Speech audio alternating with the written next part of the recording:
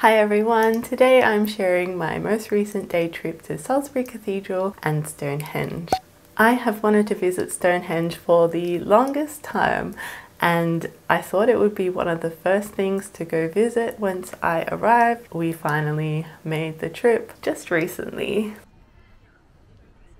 As I was planning the trip, I was trying to find other areas to visit along the way, and Salisbury Cathedral caught my eye because it has the Magna Carta on display, and there are only 4 of this version remaining, one at Salisbury Cathedral, one at Lincoln Castle, and the other 2 are at the British Library. Unfortunately, you cannot take any photos or videos while looking at the document because obviously they're trying to preserve it for as long as possible. It is set inside a little tent in the middle of the chapter house, I think it is, and the Magna Carta itself is behind a display case, and it was just so cool to look at it, and I'm pretty sure I spent about 5 minutes just in awe of this document. So I recommend a good couple hours at Salisbury Cathedral so you can have a look around the cathedral area. The Magna Carta for me was definitely a highlight. There is a small car park available at the cathedral itself. The charge is £8 for the entire day. However, we weren't going to be spending the entire day there, so we found a car park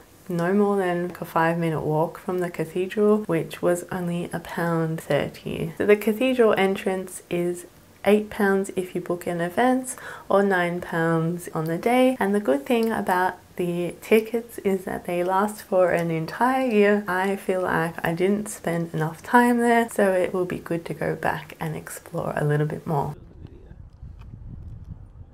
Getting to Stonehenge from Salisbury Cathedral was quite easy. It's about a 15-minute drive or so away from the visitor centre, so they do recommend that you buy your tickets for Stonehenge in advance. I decided to wing it as I checked online the morning that we were going. It was pretty good availability for the entire day. So tickets to Stonehenge include a shuttle bus from the visitor centre to the site.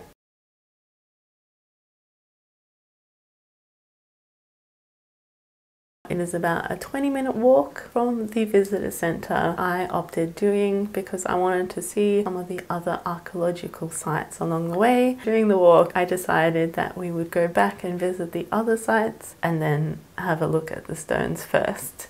I was unaware of how close you actually get to the stones in some sections, which is really cool to see up close, and you get all the details that you don't see in the photos. Unfortunately, you can't actually enter the stone circle. It is roped off and you can only view it from the outside, although they do have an option to pay extra to get inside the stone circle either before or after visiting hours. So we stopped by the heel stone and we found out by a staff member that this was actually the first stone in the area and that they shifted it a few years later. By the time I was feeling like I was done seeing the stones, it was 4:30, and 4:30 is the last shuttle bus back to the visitor centre, as the visitor centre closes at 5 in the winter.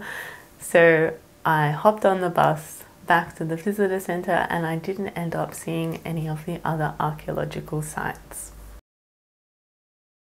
So to visit Salisbury and Stonehenge, you've got a few different options. First is by driving there. It is about a 2-hour drive from London, and for us it was the most convenient and cost effective. Second would be public transport. From London you get the train from Waterloo Station on the South Western Railway to Salisbury, and then from Salisbury there is a bus that will take you to the Stonehenge site. So third is through an organised tour. There are plenty different options to choose from. The most popular I think is Bath and Stonehenge, and it is a good day trip to do outside of London. Visiting Stonehenge is £21.50 for adults and £12.90 for children. If you are a member of English Heritage or the National Trust, Your visit is free with membership. All you need to do is go to the ticket booth, show your membership cards, and you will receive a complimentary ticket. If you are a visitor, English Heritage have a visitor pass where you can pay for 9 days or 16 days, and that gives you access to English Heritage sites, and it also includes Stonehenge. So if you are going to a few different English Heritage sites, it's probably more cost effective to go with one of those passes. It will save you money on entry fee. Stonehenge is open every day except for Christmas Day, and the more busier times are between 11 and 2 p.m. So if you are wanting to go in a more quieter time, I would suggest the morning or the afternoon. Keep in mind though that they do close entry 2 hours before closing. I visited in the middle of winter on a Saturday afternoon. There were still quite a few visitors along with myself. In my opinion, yes, absolutely. However, I find these kind of things fascinating. So if you are into your history, I am sure you will like it as well. If you have been wanting to visit for ages and it's on your bucket list, I would also recommend it. But if you are limited in time or history just isn't your thing, then maybe give it a miss. As always, thank you so much for joining me. If you want to see more of my travels in the UK, there are already a few videos on my channel that you can check out. And if you would like to, subscribe to my channel for more videos like this one in the future. I'll see you next week. Bye for now.